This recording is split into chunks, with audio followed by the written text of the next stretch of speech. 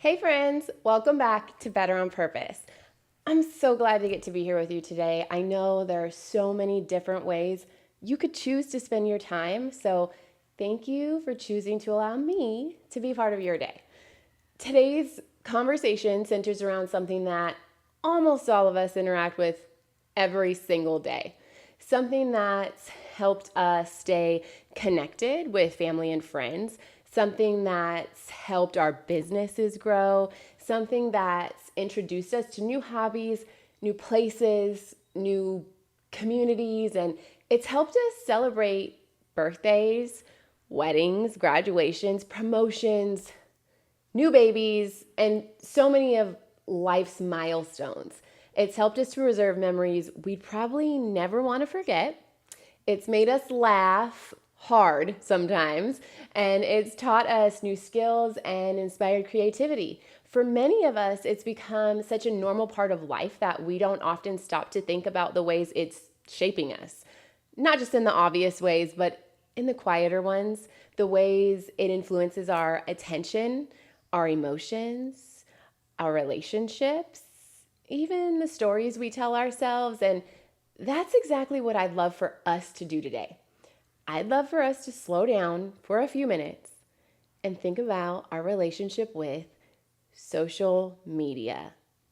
Not from the perspective of whether it's good or bad, but from the perspective of awareness, because the more I've reflected on my own relationship with it, the more I've realized there was a conversation underneath the conversation, a conversation about attention, connection, com- comparison, validation, a sense of belonging or just simply longing, and ultimately what it reveals about us. As I've continued learning more about myself over the last year or so, this is one of those topics I found myself returning to over and over again. I kept collecting observations, and the more observations I collected, the more questions I found myself asking. I found that some of the most meaningful conversations aren't the ones where someone has all the answers. I'll be the first to admit that I don't. They're the conversations where someone's willing to be honest about the questions they're still asking. This is one of those conversations. I've shared bits and pieces of these thoughts with people in my life, and one thing I've realized is that these experiences are often more common than we think. Maybe they don't look exactly the same. Maybe the circumstances are different. Maybe the emotions have different names, but underneath them, I wonder if many of us are navigating some of the same questions because over time, I realized I wasn't simply becoming more aware of social media. I was becoming more aware of myself while I was using it. I started noticing what drew my attention, what stayed with me after I closed the apps, the kinds of posts that left me feeling encouraged and the kinds that left me unexpectedly discouraged. The stories that my mind would create from a single picture or a caption, the moments where I felt inspired, and the moments where I found myself carrying emotions I never intended to pick up. And at some point, I caught myself wondering, how many other people have experience like that too? Have you ever opened social media for one reason and then closed it carrying feelings you never intended to pick up? Maybe you opened it because you had a few minutes to spare. Maybe you were waiting in line, or you were winding down before bed. Maybe you just wanted to check one notification, but somewhere between opening the app and putting your phone back down, you picked up something else. Maybe that was comparison or inspiration. Could it have maybe been loneliness? Could it have been gratitude? Sometimes it might be envy. My favorite, encouragement.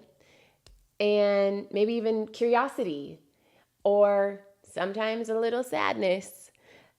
That's interesting to me. Like, millions of people can open the same exact app, and yet every one of us walks away carrying something a little bit different. Before I go much further, I do want to be really clear about something. This is not an episode about being against social media. I'm not. Actually, it's coming from someone who genuinely loves it. I've been on social media since the MySpace and Black Planet days, which definitely probably just aged me a little. And I've watched it evolve through Facebook, Twitter, Instagram, TikTok, everything in between. And I've spent the last couple of years working as a social media manager. I use social media every single day to market my businesses. It's part of how people find this podcast. It's part of how clients have found my event business. But maybe one of the things I've loved most about it is how it's helped me preserve memories. I've always been someone who documents life. Some might say I take way too many pictures and videos. Instagram, especially, became like a digital scrapbook for me. I'd post the pictures that meant the most out of hundreds of pictures. And every year, I'd turn those posts into Shutterfly books so I could flip back through those memories. Now, I've gotten behind on making those books because life never stops, but I still love knowing those moments are there. It's helped me share my daughter's accomplishments with family and friends who don't live nearby. It's helped me keep up with people I genuinely care about, but I don't get to see very often. I've discovered hiking trails because of social media, restaurants, new places I want to travel to, tutorials for editing things, design inspiration, recipes. I don't use those very often.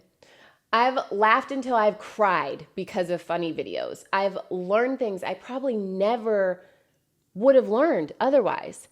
I've met people I otherwise never would have crossed paths with. And there's so much good that comes from social media. So honestly, I don't think that any of that should be ignored, because I don't believe the goal is to use social media simply for the sake of using it less. I think the goal is to use it more intentionally, to become more aware of how it's affecting us while we're using it, because something can be incredibly valuable and still be worth paying attention to. In fact, I'd argue that's exactly why we should pay attention to it. The things that influence us the most are often the things we interact with the most. And I don't know that many of us interact with anything more consistently throughout our day than our phones. Think about it. For a lot of us, one of the first things we see in the morning is our phone. Before our feet even hit the floor, before we've really woken up, sometimes before we've even decided how we want to enter into our day, we're already consuming something. And then throughout the day, we reach for it again, standing in line, waiting for an appointment, sitting in the passenger seat, unless you're me, because I get motion sickness and I shouldn't do that, waiting for our food, commercial breaks in between a show we're watching, bathroom breaks. Those are longer these days, I think. Walking from one place to another, maybe 5 quiet minutes before a meeting starts. Like, those are little pockets of time where nothing's really happening. And then before we go to sleep, it's often one of the last things we see before closing our eyes. So when you stop and think about it, our phones have quietly become woven into the rhythm of our lives. And because our phones are always with us, it is an extra appendage for me. Guilty. But the people, the information, the notifications, the messages, and social media they carry are never very far away either.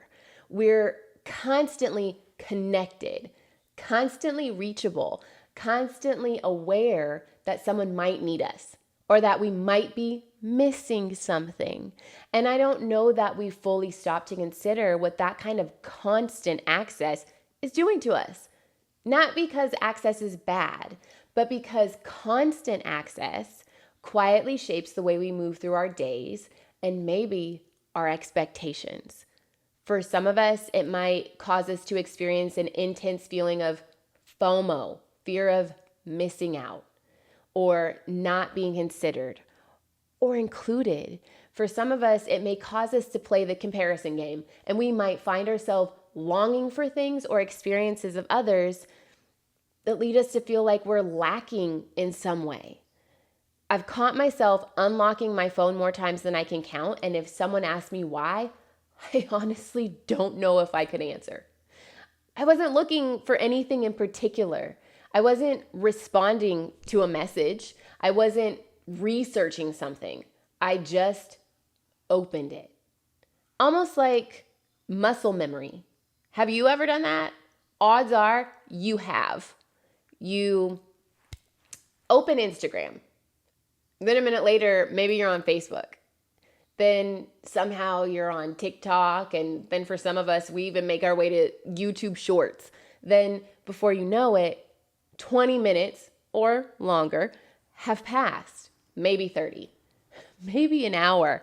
And if someone asked what you originally picked your phone up to do, you'd probably have to stop and think.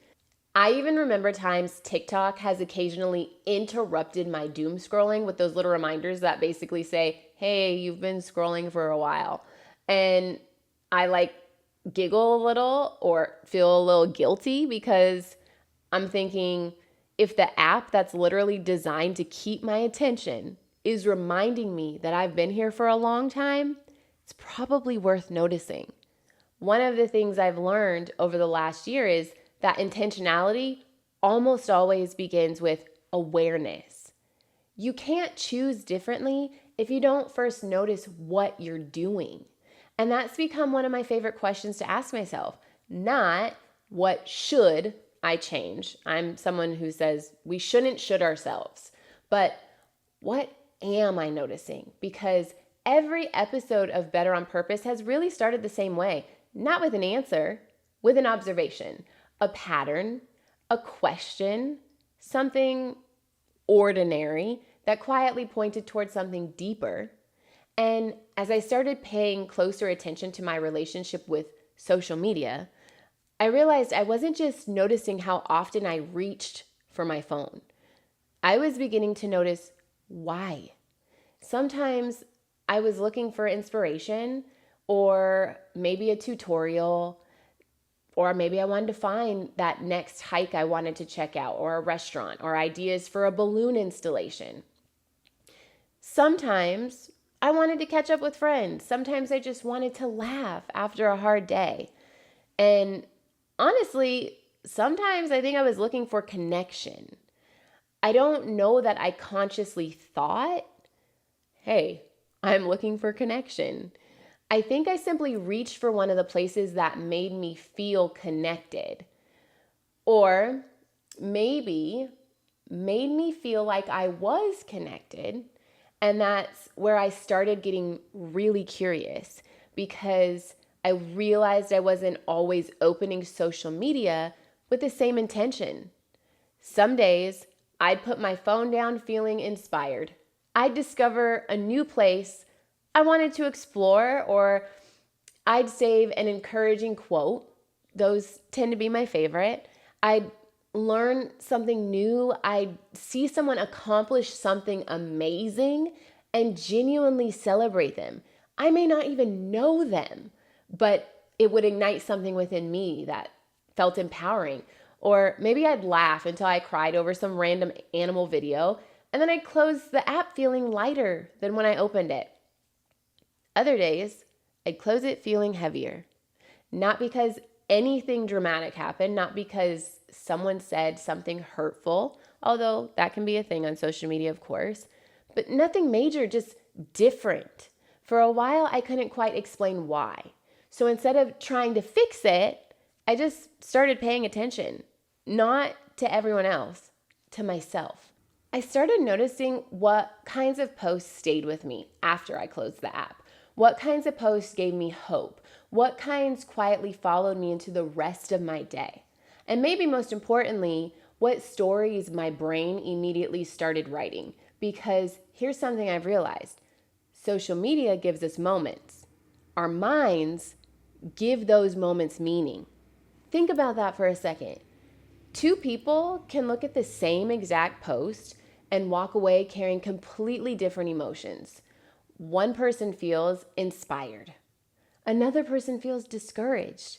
One person celebrates, and another person, maybe they compare.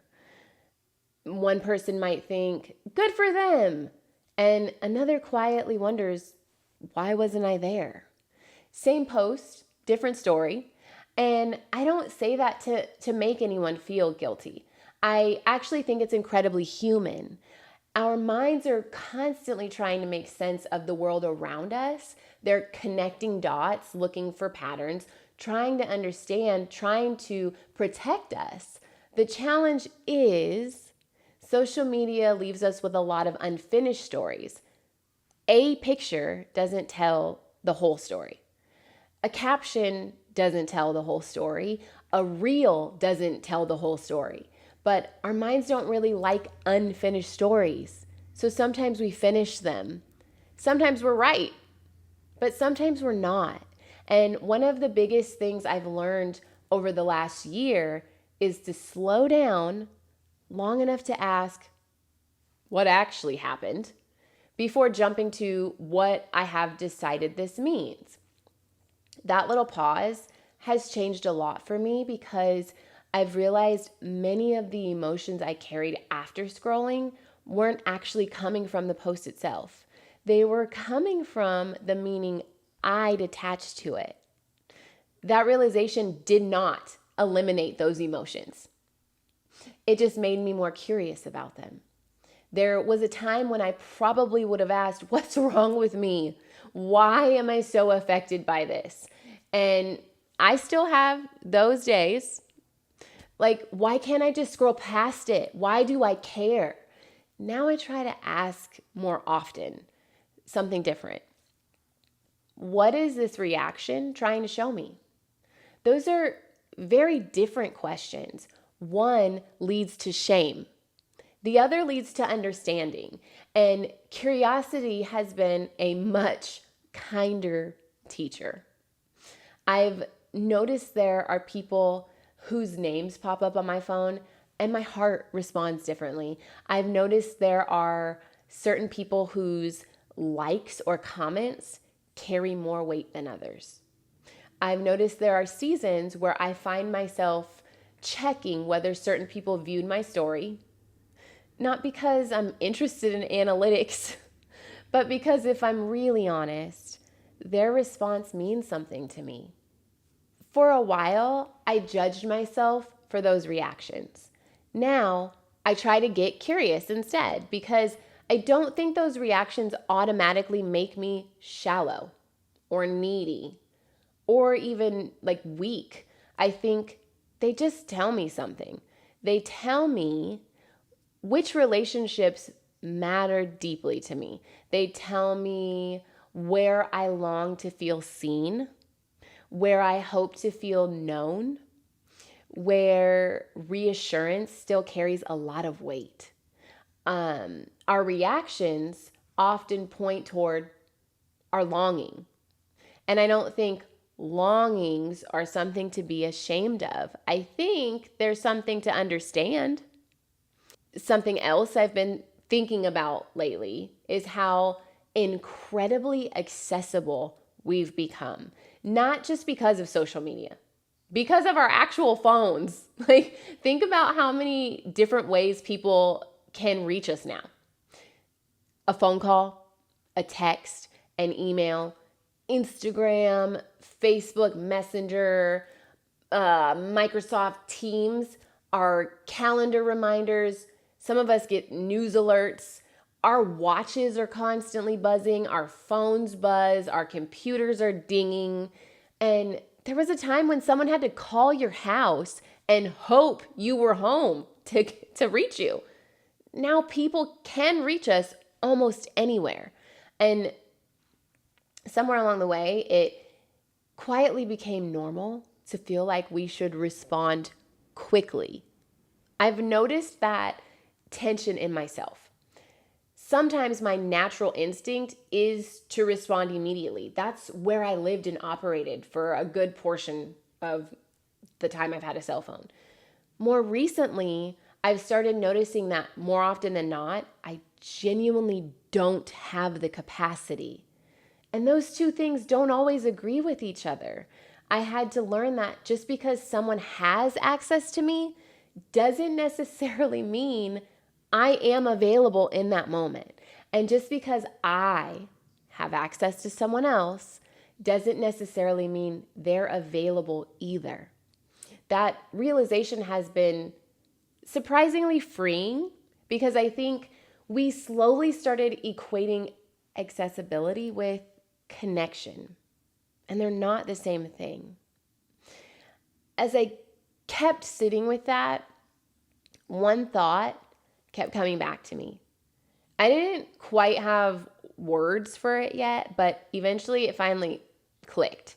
There have been seasons where I confused having access to someone's life with actually feeling connected to them. Again, those are not the same thing.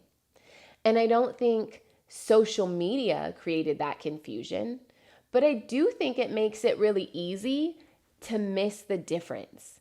Because of social media, we know where people are vacationing, what they had for dinner, who they spent their weekend with, what they're celebrating, what they're grieving, what books they're reading, what their kids are up to, what they believe. We know so many details about people's lives, and our brains naturally kind of interpret that as closeness. But I've realized those things don't necessarily create connection. They are simply access, and access is not connection. Watching someone's life isn't the same thing as sharing life with them. That realization honestly stopped me in my tracks because I started asking myself, what am I actually longing for? Is it another story, another post, another update, or am I longing for something social media was never really designed to give me? A conversation, a walk together, a phone call, a shared meal. The kind of relationship where both people are actively participating in each other's lives, not simply observing them. And that was a really humbling realization because I realized that sometimes what I thought I was missing wasn't more access. It was more connection. There's another thing that I've been thinking about in what social media feels like from maybe the other side. Not from the perspective of the person scrolling, but from the perspective of the person sharing. Over time, I've watched different people in my life, and I've also been one of these people, where navigating criticism after posting something they genuinely cared about was a thing. Some were deeply hurt by it. Some were willing to absorb it because they believed the conversation was worth happening. And if I'm honest, I probably respond a little differently from both of them. I've never been someone who enjoys or handles conflict well. Even watching two people I care about disagree over small stuff can make me feel uncomfortable. So when I think about putting something into the world, whether it's a podcast or a post or a business, I've had to ask myself, what kind of relationship do I want to have with criticism? Because the truth is, if we choose to create, at some point, someone won't agree. Someone will misunderstand us. Someone will question our motives. Someone will think we should have done it differently. That's simply a part of creating something people can see. Understanding that doesn't necessarily make it hurt less. It just reminds us, like, maybe not to be surprised when it happens. And that's true whether we're creating or simply sharing pieces of our lives.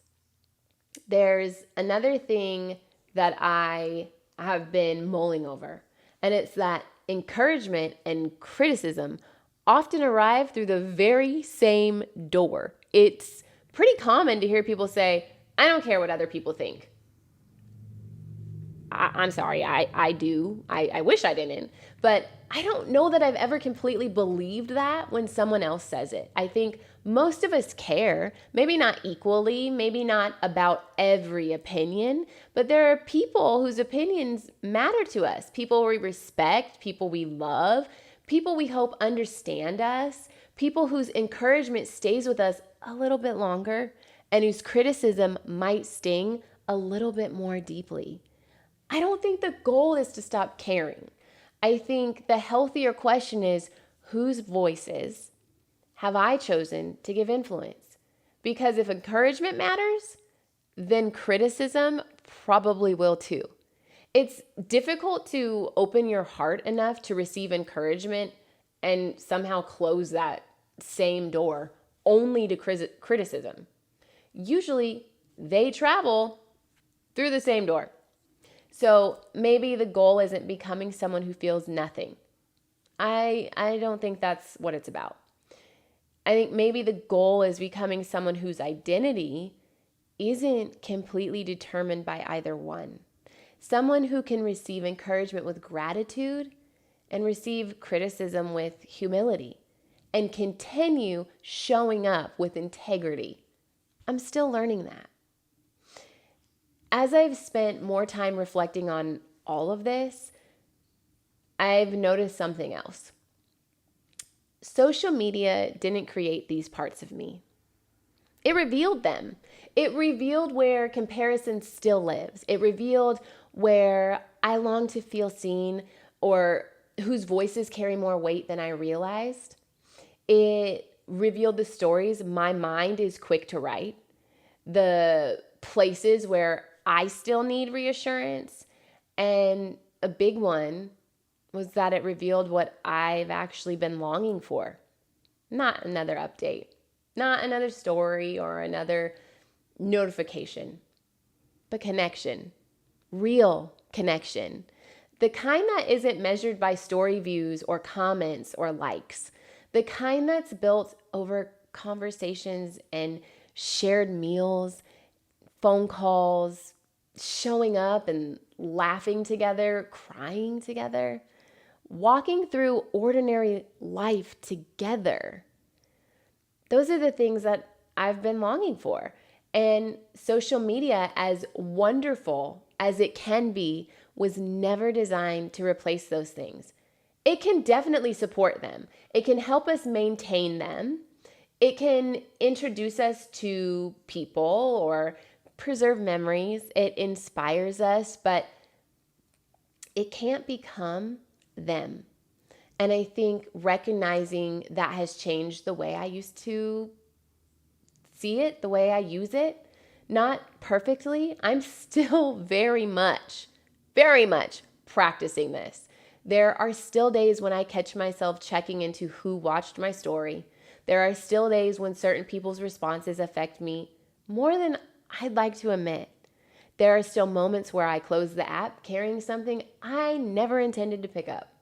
The difference now is that I notice it, and awareness gives me the opportunity to pause, to become curious instead of critical, to ask myself, what story am I telling?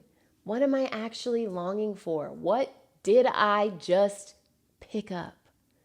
I think one of the biggest things social media has revealed to me is that it doesn't just show who we are when we're scrolling. It reveals who we are when we're seen. It reveals what we celebrate, what we fear, what we long for, whose approval we're still hoping for, what encourages us, what discourages us, where we feel secure, where we feel certain or uncertain. And none of those things make us failures. They make us human. They are invitations to know ourselves a little better, to become a little more intentional, to grow. So if I could leave you with one thought this week, it wouldn't be to delete Instagram or quit TikTok or throw your phone in a drawer. I genuinely believe social media has so much good to offer.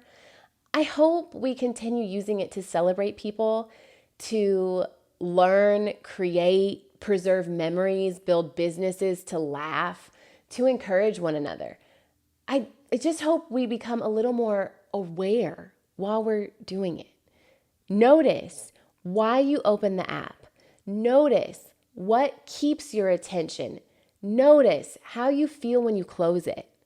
The stories your mind writes, whose approval you're hoping for, which accounts consistently leave you feeling inspired, and which ones consistently leave you feeling discouraged. Notice whether you're looking for more access when what you're actually longing for is connection. Because awareness almost always comes before intentionality. And I really believe intentionality changes the way we live, little by little, moment by moment, choice by choice. And that's how we become better on purpose. Thank you again for spending part of your day with me. These conversations mean more to me than you probably know. If something from today's episode resonated with you, I'd genuinely love to hear about it. You can leave a comment if you're watching on YouTube or send me a message on social media.